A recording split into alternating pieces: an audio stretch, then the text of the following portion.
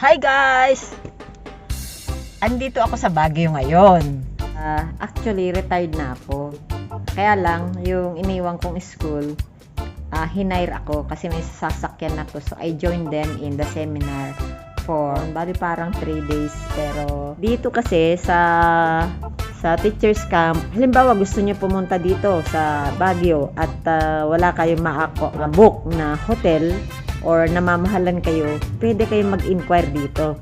Depende sa dami kasi ng bed bawat room.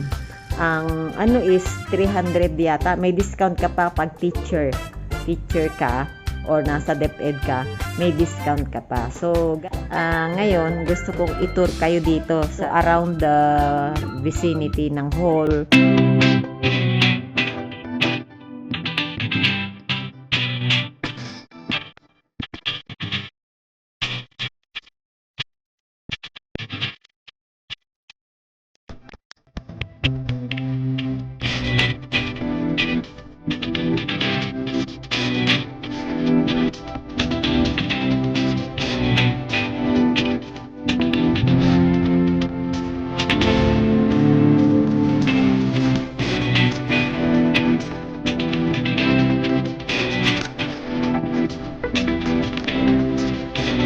So guys, tapos na, maganda, maaliwalas dito.